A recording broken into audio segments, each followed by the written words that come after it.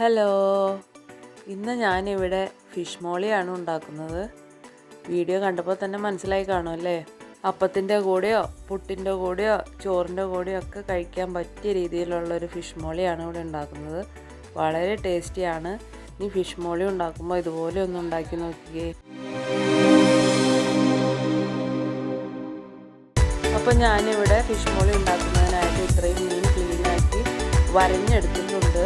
ഇനി നമുക്ക് ഈ മീനിലേക്ക് പൊടികളെല്ലാം തേച്ച് പിടിപ്പിക്കാം.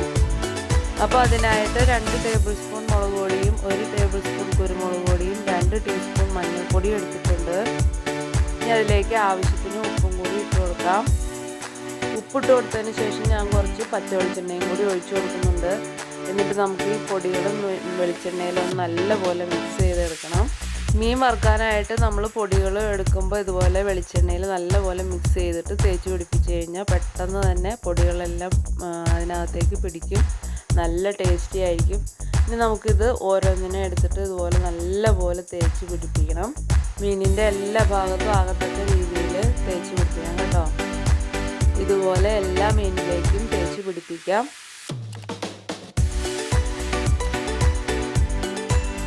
അതിൻ്റെ ഉൾഭാഗത്ത് എല്ലാം ആകത്തക്ക രീതിയിൽ തന്നെ തേച്ച് പിടിപ്പിക്കാം. അപ്പോൾ ഇതാ ഞാനെല്ലാം തന്നെ തേച്ച് പിടിപ്പിച്ചിട്ടുണ്ട്. എന്നിട്ട് ഇതൊരു അരമണിക്കൂറിൽ കൂടുതൽ എന്തായാലും റെസ്റ്റ് ചെയ്യാൻ വെക്കണം. ഞാനിപ്പം ഫിഷ് മോളി ഉണ്ടാക്കുന്നതിനായിട്ട് 1 മുറി തേങ്ങ ചിരുകി എടുത്തിട്ടുണ്ട്.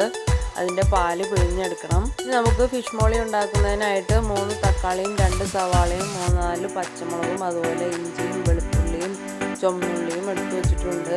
നമുക്കത് കഴുകി വൃത്തിയാക്കിയതിന് ശേഷം അരിഞ്ഞെടുക്കാം.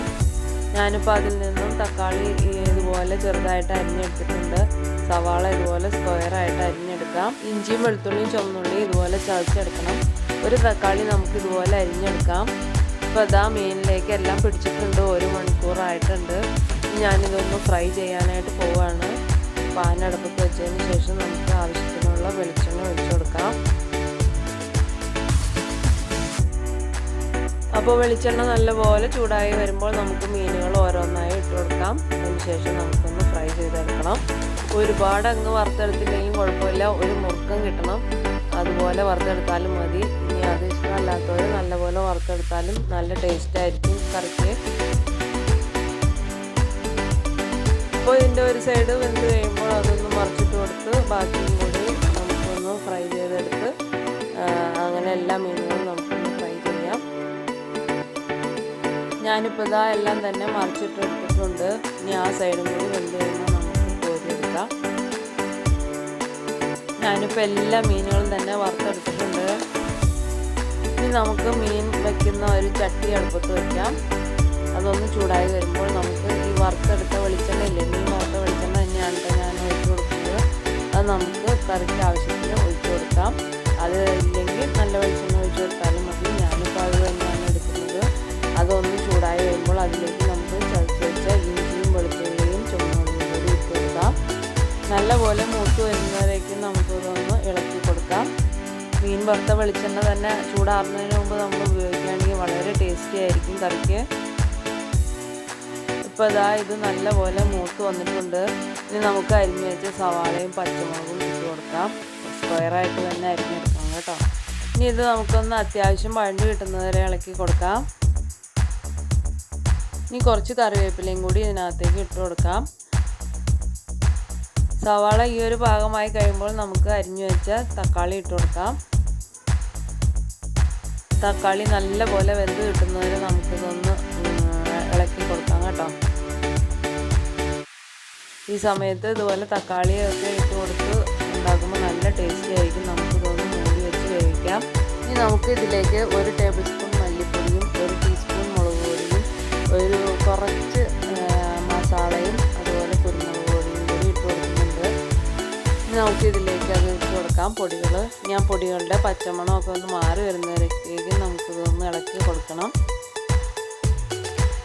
ഇനി നമുക്ക് ഇതിലേക്ക് ആവശ്യത്തിനുള്ള ഉപ്പ് ഇട്ട് കൊടുക്കണം. വേറെ ഉപ്പൊന്നും നമ്മൾ ഇട്ട് കൊടുത്തിട്ടുണ്ടായില്ല. ഒരുപാട് ഉപ്പിൻ്റെ ആവശ്യമൊന്നുമില്ല. നന്നായി ഇളക്കി കൊടുത്ത് ഈ ഒരു പാകമാകുമ്പോൾ നമുക്ക് വറുത്ത് വെച്ച മീൻ ഓരോന്നായി ഇതിനകത്തേക്ക് ഇട്ട് കൊടുക്കാം.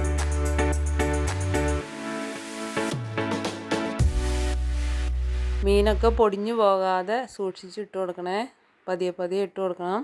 ഇതിപ്പോൾ മീനൊക്കെ നല്ലപോലെ അത്യാവശ്യം ഫ്രൈ ചെയ്തെടുത്തിട്ടുണ്ട്. ഇനി അത് വേവിക്കാനൊന്നുമില്ല. അതുകൊണ്ട് ഞാനിപ്പം തേങ്ങാപ്പാൽ ഒഴിച്ചു കൊടുക്കുകയാണ്. ഇനിയിപ്പം മീൻ അധികം ഫ്രൈ ചെയ്തെടുത്തിട്ടില്ലെങ്കിൽ രണ്ടാം പാലിൽ ഈ മീൻ ഒന്നുകൂടി ഒന്ന് വേവിച്ചെടുക്കണേ. ഞാനിപ്പോൾ ഒന്നാം പാലാണ് ഒഴിക്കുന്നത്. വേറെ തേങ്ങാപ്പാലൊന്നും ഇതിനകത്തേക്ക് ചേർക്കുന്നില്ല. അതിനുശേഷം നമുക്ക് ഇതൊന്ന് പതിയെ ഇളക്കി കൊടുക്കണം. മീനൊന്നും പൊടിഞ്ഞു പോകാത്ത രീതിയിൽ വേണം കേട്ടോ ഇളക്കി കൊടുക്കാനായിട്ട്.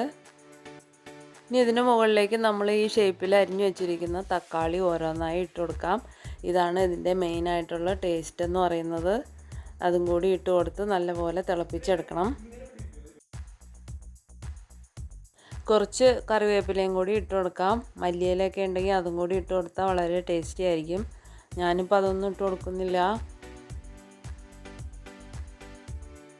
ഇതിപ്പോൾ ദാ തിളച്ച് വന്ന് തുടങ്ങി. കറിയൊക്കെ ഉണ്ടാക്കി കഴിഞ്ഞതിന് ശേഷം അതൊന്ന് തണുത്തതിന് ശേഷം കഴിച്ച് കഴിയുമ്പോഴാണ് അതിന് ശരിയായിട്ടുള്ള ടേസ്റ്റ് കിട്ടുള്ളൂ.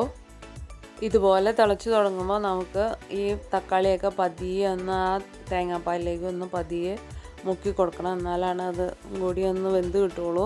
അധികം വേവൊന്നുമില്ല, അത് വെന്തോളും. എന്നാലും ഇങ്ങനെയൊന്ന് ചെയ്യുമ്പോൾ അതിൻ്റെ ആ പച്ച ചുവയൊക്കെ ഒന്ന് മാറി കിട്ടും. ഇപ്പോൾ ഇതാ നല്ലപോലെ തിളച്ച് വന്നു തുടങ്ങി. ഇതൊക്കെ തിളച്ച് വന്ന് കഴിയുമ്പോഴത്തേക്കും ഈ ഒരു പാകമാകുമ്പോൾ നമുക്ക് അതിൻ്റെ ചാറൊക്കെ അതിൻ്റെ മുകളിലേക്കൊക്കെ ഒന്ന് ഇട്ട് കൊടുക്കാം. മീനൊക്കെ ഉടഞ്ഞു പോകാത്ത രീതിയിൽ വേണം ഇങ്ങനെ ഒഴിച്ചു കൊടുക്കാനായിട്ട്. നല്ല മണമൊക്കെ വരുന്നുണ്ട്. ഇനി ഇതും കൂട്ടി ചോറുണ്ണയോ അപ്പത്തിൻ്റെ കൂടെയോ അല്ലെങ്കിൽ പുട്ടിൻ്റെ കൂടെയോ ഒക്കെ കഴിച്ചാൽ എന്ത് ടേസ്റ്റാണെന്നറിയോ. ഇനി ഫിഷ് മോളി ഉണ്ടാക്കുമ്പോൾ ഇതുപോലെ ഒന്ന് ചെയ്ത് നോക്കണേ. വളരെ ടേസ്റ്റി ആയിരിക്കും. ഇപ്പോൾ ഇതാ നമ്മുടെ ഫിഷ് മോളി ഇവിടെ റെഡി ആയിട്ടുണ്ട്. ഇനി നമുക്കത് സെർവ് ചെയ്യാം. അടിപൊളി ടേസ്റ്റാണ് കേട്ടോ, വെറുതെ പറയണതല്ല. എല്ലാവരും ട്രൈ ചെയ്ത് നോക്കണേ. അപ്പോൾ എൻ്റെ വീഡിയോ ഇഷ്ടമായി ലൈക്ക് ചെയ്യാൻ മറക്കല്ലേ. എൻ്റെ ചാനൽ ആദ്യമായി കാണുന്നവരാണെങ്കിൽ ഒന്ന് സബ്സ്ക്രൈബ് ചെയ്തേക്കണേ. വീണ്ടും കാണാം.